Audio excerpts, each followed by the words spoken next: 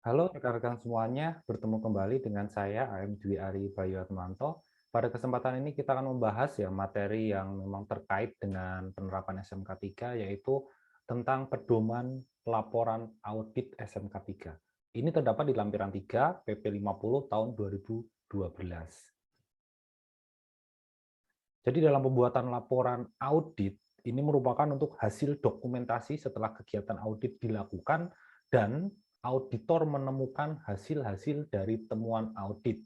Tadi juga sudah disebutkan ya, hanya ada di lampiran 3 atau formatnya sudah di lampiran 3 dan nanti kita sebagai auditor hanya tinggal istilahnya mengcopy paste atau ya itu akan menjadi panduan format untuk laporan audit SMK 3. Baik, di sini ya. Jadi nanti di halaman pertama atau di cover laporan audit itu tertulis ya, laporan audit sistem manajemen keselamatan dan kesehatan kerja. Kemudian yang di angka 1 di sini nanti menjelaskan mengenai nama perusahaan. Jadi di sini nama perusahaan yang diaudit. Jadi bukan nama lembaganya ya. Kemudian kalau memang itu nanti yang diaudit hanya di salah satu unit kerja nanti akan disebutkan di situ. Begitu. Kemudian nanti lokasi. Nah, lokasi alamat perusahaan yang diaudit, kemudian nanti juga ada keterangan tentang tingkat audit atau kategori yang diambil. Kan ada awal, yaitu hanya mengikuti 64 kriteria, kemudian kalau transisi mengikuti 122 kriteria, kemudian lanjutan yang mengikuti 166 kriteria. Kemudian nanti ada penomoran laporan yang akan diisi oleh lembaga auditnya.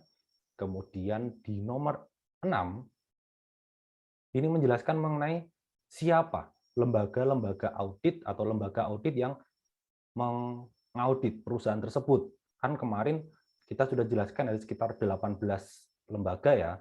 Kalau bisa saya sebutkan seperti Surveyor, Sukovindo, Tufenland, dan sebagainya.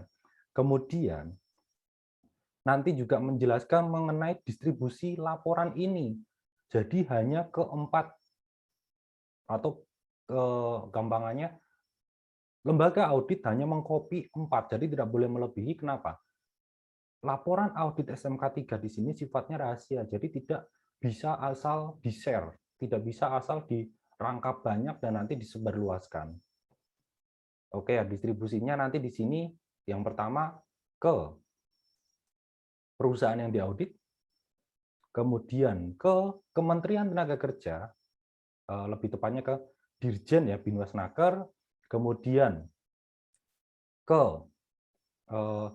nama penyelenggara audit, dan dinas yang membidangi ketenagakerjaan atau Disnaker provinsi. Gitu ya.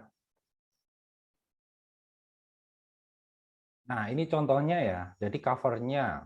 Laporan audit SMK 3, PT apa, alamatnya mana. Kemudian nanti tingkat pencapaian atau dia mengikuti yang kategori apa. Oh, berarti kalau lanjutan dia akan mengikuti 166 kriteria. Kemudian nanti di sini ada penomoran yang ini akan diisi oleh perusahaan atau lembaga audit. Kemudian lembaga audit penyelenggaranya siapa? PT Jatim Aspek Nusantara. Kemudian distribusinya ke yang pertama jelas ya, Direktur PT Menara Tinggi, kemudian ke Direktur Jenderal Binwasnaker ya, Bina Pengawas Ketenagakerjaan, kemudian nanti yang ketiga ke Direktur Lembaga yang mengaudit ya, Jatim Aspek Nusantara, kemudian nanti yang keempat ke Kadisnaker atau sekarang ya Disnaker kota ataupun provinsi. Nah, ini nanti untuk penyebar luasan. Jadi selain 4 ini tidak bisa disebarluaskan secara bebas. Kemudian selanjutnya, di halaman berikutnya, nanti ada KOP-nya, itu menjelaskan mengenai tentang nomor pelaporan, tanggal pelaporan, nomor pekerjaan, kemudian laporan audit SMK 3 menjelaskan nama perusahaannya, kemudian nanti ada halaman berapa, kemudian auditor, penjelasan di sini ada nama ketua auditornya nanti dituliskan di situ. Kemudian, nah di sini Perusahaan yang diaudit itu nanti dijelaskan lagi atau ditulis ulang ya, nama perusahaannya apa, kemudian jenis usaha bergerak di bidang apa. Nah, ini kan bermacam-macam, mungkin bergerak di sektor konstruksi, mungkin manufaktur, atau mungkin pertambangan dan sebagainya, nanti di sini dijelaskan. Kemudian menjelaskan juga lingkup audit. Ruang lingkup pelaksanaan audit eksternal, nama perusahaan, tadi ya menara tinggi, meliputi, nah di sini Anda tulis nanti A sampai 12, pokoknya 1 sampai 12 yang itu menjelaskan mengenai elemen-elemen audit kan ada 12 elemen. Ditulis saja di kopas saja itu dari lampiran 2 ada di situ. Kemudian nah di sini pelaksanaan audit. Nah, berapa lama diaudit? Kemudian alamat tempat audit di mana? Nah, kemarin kalau kita flashback kembali ya yang namanya pelaksanaan audit itu kan sudah ditentukan. Berapa hari, berapa orang auditornya sudah ditentukan ada di regulasi Permenaker nomor 26 tahun 2014 yang di lampiran ada tabel dan itu menjelaskan. Nanti jumlah karyawan berapa dengan resiko bahaya berapa itu akan menentukan jumlah hari orang. Ada mungkin kalau angkanya 6 ya bisa selesai 6 hari dengan satu auditor atau terbalik. Bisa selesai 1 hari dengan 6 auditor. Nah, seperti itu. Di situ ada penjelasannya. Kemudian nanti menjelaskan tentang tujuan audit. Itu membuktikan tingkat pencapaian penerapan pengembangan dari kinerja K3 tersebut.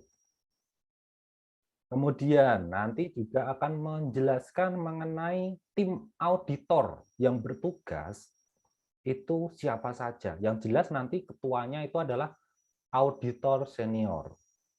Kemudian nanti anggotanya berapa, jumlahnya dan sebagainya itu sesuai ketentuan di Permenaker 26 tahun 2014 yang tadi sudah disebutkan ya. Namanya, kemudian penjelasan auditor senior atau auditor junior. Kemudian di situ di poin 6 ya atau di penjelasan di nomor 23 di situ nanti menjelaskan mengenai gambaran umum tempat kerja. Jadi menjelaskan proses operasional atau proses produksi secara umum di tempat kerja itu seperti apa di poin A. Kemudian, nah di poin B di sini paling penting. Gambaran umum tentang penerapan K3 di perusahaan tersebut. Nah, ini seperti apa? Nah, ini nanti silakan lihat Anda di dokumen perusahaan yang diaudit, pasti mereka memiliki yang namanya manual SMK 3. Nah, isi dari poin B di sini atau penjelasan di nomor 24 itu nanti tinggal mengambil data-data yang ada di manual SMK 3, dituliskan semuanya di situ.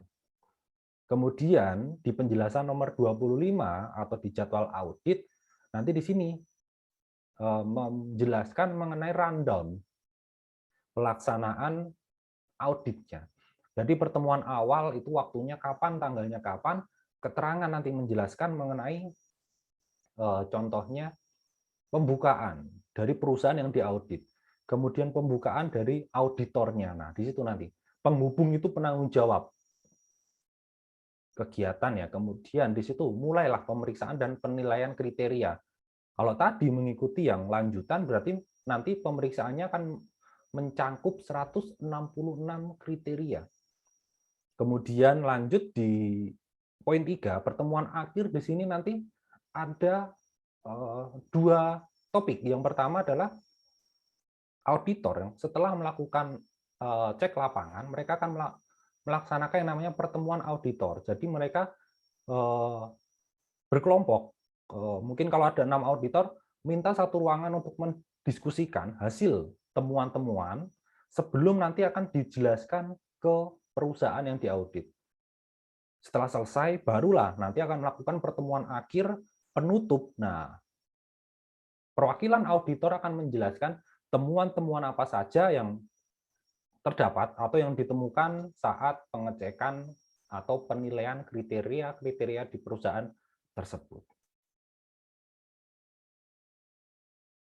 Kemudian, nah di sini nanti daftar kriteria audit dan pemenuhannya. Nah, ini nanti isinya ya nomor kriteria dan penjelasan kriteria per kriteria. Kalau total 166 ya di sini nanti ditulis semua.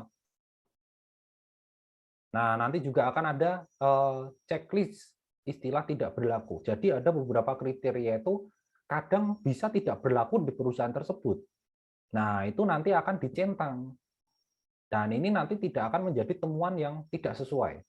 Kalau tidak berlaku, itu nanti dianggap akan menjadi hitungan kesesuaian ya. Jadi seperti itu, kalau ada beberapa yang tidak berlaku. Dan ini nanti yang menentukan tetap lembaga auditor, melalui auditor yang melakukan penilaian di lapangan. Kemudian kesesuaian yang mana?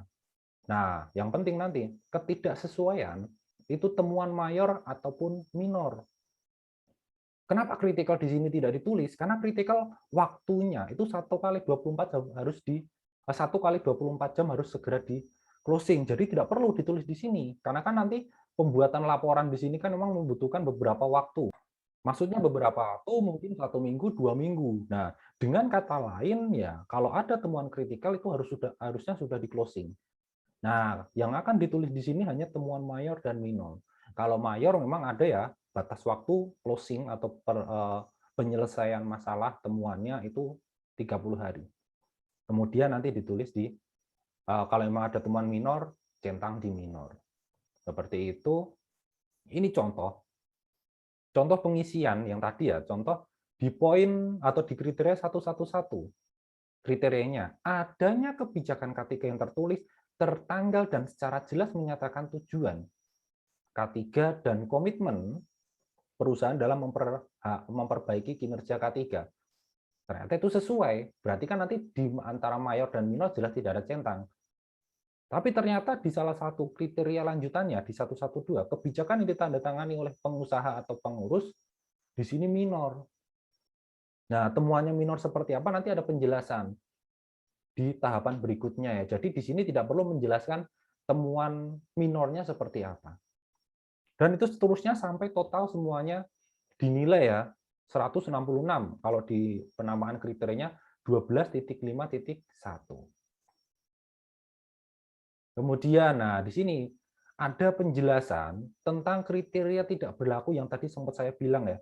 Jadi ada beberapa kriteria yang akan tidak berlaku di beberapa perusahaan. Jadi tidak semuanya 166 itu akan berlaku di perusahaan tersebut. Kalau ada ditulis elemen dan kriterianya kenapa tidak diterapkan. Kemudian, kalau temuan yang tidak sesuai tadi ada minor, mayor, nanti ada penjelasan di sini. Kriterianya di nomor berapa, bukti objektifnya seperti tadi penjelasan di sini. Kategorinya apa, mayor ataupun minor. Kemudian tindakan perbaikannya. Jadi nanti lembaga auditor melalui auditornya nanti memberikan suatu pendampingan penjelasan. Ini tindak lanjutnya akan seperti apa. Jadi tidak akan dilepas ya. Jadi tetap akan didampingi nantinya. Nah, ini contohnya. P2K3 mengadakan pertemuan secara teratur dan hasilnya disebarluaskan di tempat kerja. Bukti objektifnya P2K3 belum mengadakan pertemuan.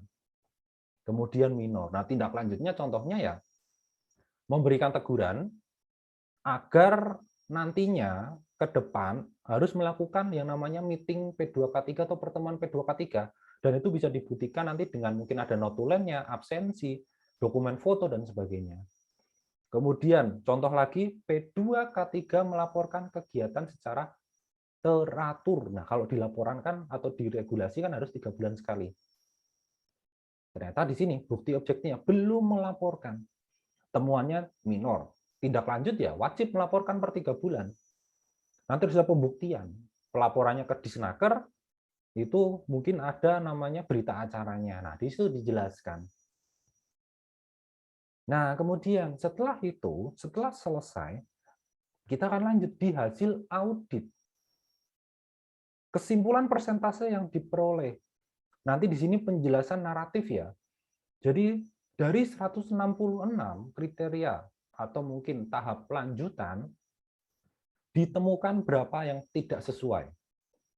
Oh, contohnya 30 yang tidak sesuai. Nanti ada keterangan. 2 mayor, kemudian 28 minor.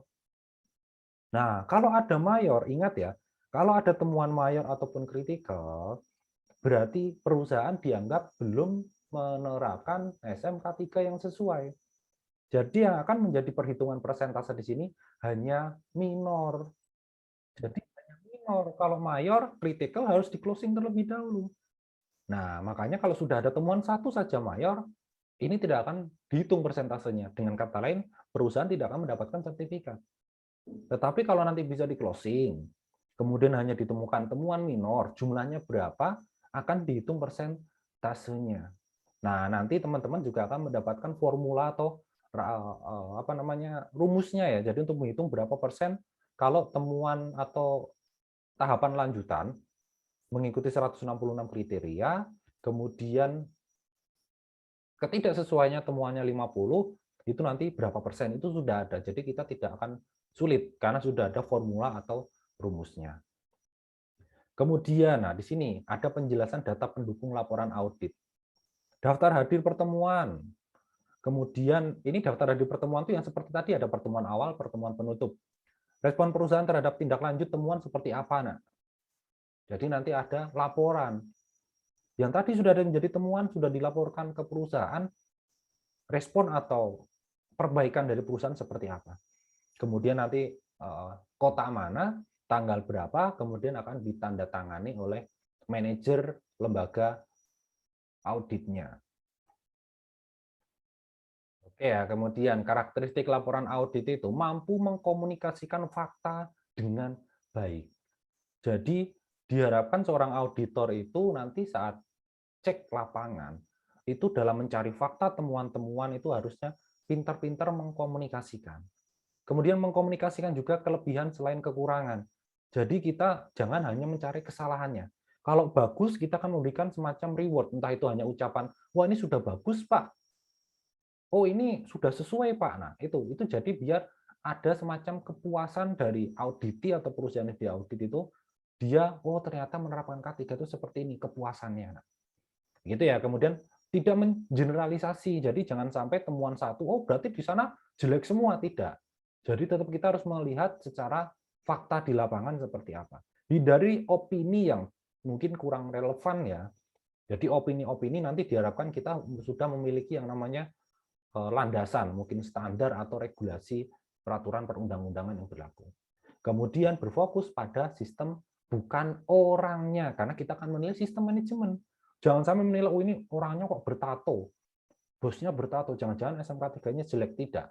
Kita akan melihat sistem itu ya secara relevan ya, mulai dari penetapan kebijakan, kemudian perencanaannya, pelaksanaannya, pemantauan evaluasi, hingga peninjauan kinerja K3 itu seperti apa, kita akan lihat secara sistem. Baik, mungkin cukup itu saja ya untuk materi tentang pedoman atau penjelasan pedoman laporan auditor atau audit SMK 3 yang ada di lampiran 3. Nanti Anda bisa membaca-baca kembali lampirannya di PP 50 tahun 2012, di situ sudah ada jelas lampiran 1, 2, dan 3. Baik, cukup ya. Terima kasih. Salam.